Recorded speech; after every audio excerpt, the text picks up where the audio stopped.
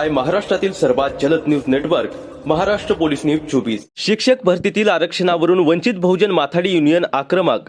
महाराष्ट्र राज्यातील शिक्षक भरती 2025-26 मधील आरक्षणाच्या पदावरून वंचित बहुजन माथाडी ट्रान्सपोर्ट व जनरल कामगार युनियन आक्रमक झाले आहे।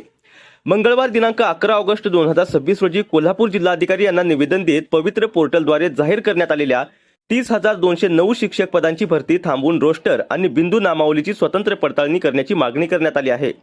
युनियनच्या म्हणण्यानुसार एससी प्रवर्गासाठी 13% आरक्षणानुसार 3,900 पदे अपेक्षित असताना केवळ 850 पदे जाहीर करण्यात आली आहेत। ओबीसी प्रवर्गासाठी 27% 8,100 पदे अपेक्षित असताना केवळ 1,100 पदे जाहीर करण्यात आल्याचा दावा करण्यात आलाय। तसेच एनटीसी साठी 1,057 ऐवजी 100, व्हीजेए साठी 900 ऐवजी 63, एनटीबी साठी 750 ऐवजी 38 आणि एनटीडी साठी 604 ऐवजी केवळ 77 पदे जाहीर करण्यात आल्याचे युनियनचे म्हटले आहे।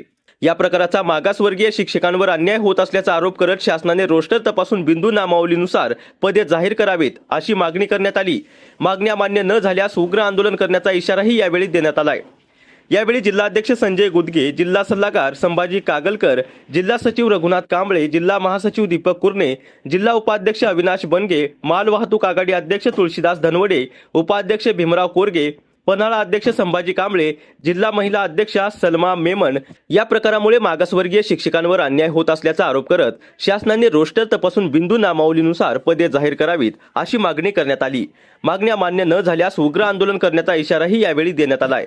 यावेळी जिल्हाध्यक्ष संजय गुदगे, जिल्हा सल्लागार संभाजी कागलकर, जिल्हा सचिव रघुनाथ कांबळे, जिल्हा महासचिव दीपक कुरणे, जिल्हा उपाध्यक्ष अविनाश बनगे, माल वाहतूक आघाडी अध्यक्ष तुळशीदास धनवडे, उपाध्यक्ष भीमराव कोरगे, पन्हाळा अध्यक्ष संभाजी कांबळे, जिल्हा महिला अध्यक्षा सलमा मेमन, कोल्हापूर शहर महिला अध्यक्षा कल्पना शेंडगे, जिल्हा महिला सचिव नंदा कांबळे, पन्हाळा महिला अध्यक्षा नजमा मोकाशी, हातकणंगले महिला अध्यक्षा सुहासिनी माने यांच्यासह अन्य कार्यकर्ते उपस्थित होते। आज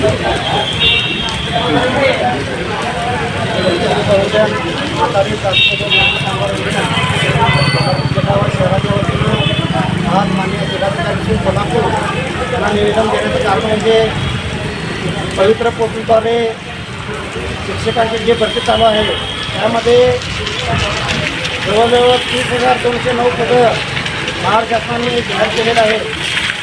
त्यामध्ये एसटी, एनटी, व्हीजेएनटी, ओबीसी हे जे आरक्षणार्थी लाभार्थी आहेत त्या सर्व समाजाला त्यांनी जोडीत मिळावं म्हणून त्यांना जे आरक्षण जे मिळालेलं आहे त्यांच्या टक्केवारीनुसार त्या टक्केवारीनुसार ते त्यांना पद शिक्षक भरतीमध्ये।